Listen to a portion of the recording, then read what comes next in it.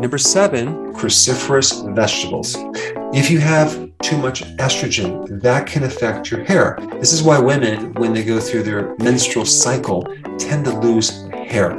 This is an excess amount of estrogen. And so one of the natural ways to help regulate estrogen is to start consuming cruciferous vegetables. Another great way to regulate estrogen would be to take sea kelp, because when you take sea kelp, you get more iodine, and iodine also regulates estrogen. Now, one more side note on that. Let's say you're menopausal and you start losing your hair. That usually is higher levels of cortisol related to stress. And if that's your situation, I put a link down below on cortisol because that's a very, very important topic. Let's talk about number 8, selenium. Next home remedy would be something to support a hypothyroid condition. If you have a slow thyroid, a lot of times you'll lose hair. And one of the key trace minerals for the thyroid to support it and help convert T4 to T3 is selenium.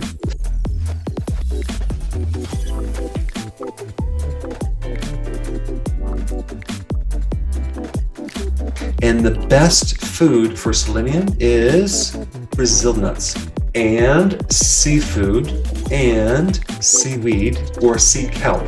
Now, if you do sea kelp, you also get the iodine that's also good for your thyroid. And one note about that, you can have a hypothyroid condition from other reasons that are not related to selenium.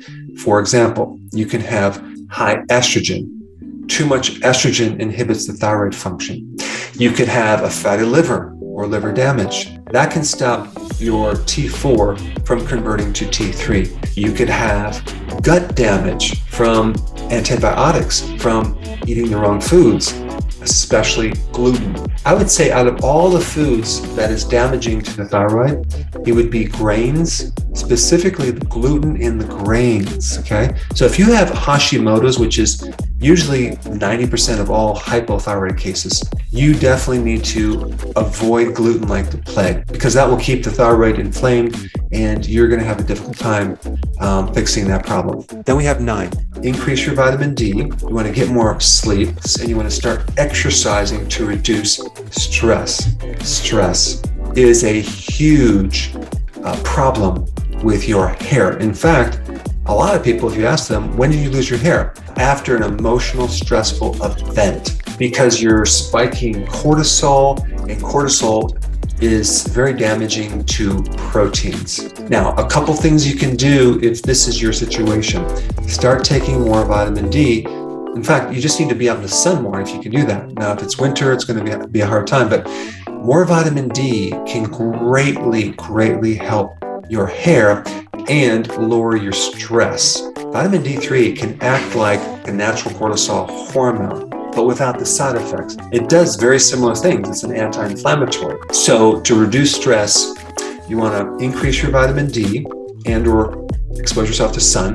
You want to get more sleep. I have a ton of videos on that if you're new to my channel. You want to start doing daily walks and you want to start exercising to reduce stress. All right, number 10. In a lot of hair formulas, they add silica. Okay, silica gives the hair its strength, and most spring water has silica, like Pellegrino, and even most other types of bottled water where it comes from a spring is going to have silica. You can even buy silica-rich water, which is really good for the hair. In fact, you're probably going to notice that your skin, your hair, and your nails will all just start growing and become very strong if you start consuming silica. All right, 11, the ketogenic diet, as well as doing intermittent fasting. 12. If you look at a lot of remedies for hair loss, supplements, they always add biotin. Now, what's this biotin? Biotin helps proteins in your body, especially hair.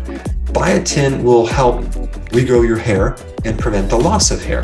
But biotin is made by bacteria. Okay, so your own gut makes biotin.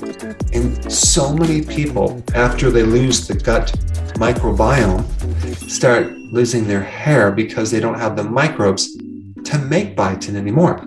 So take a wild guess what food is loaded with biotin and can increase your own friendly bacteria to make your own biotin. Sauerkraut. Sauerkraut has 100 times more probiotics than most probiotics. And the good bacteria in sauerkraut survives the acid in your stomach. Plus, it gives you massive amounts of vitamin C, which is also needed to help grow proteins, specifically collagen and keratin. So sauerkraut on a regular basis can greatly help you reestablish your microbiome in your gut, help give you vitamin C, and give you more biotin. Now,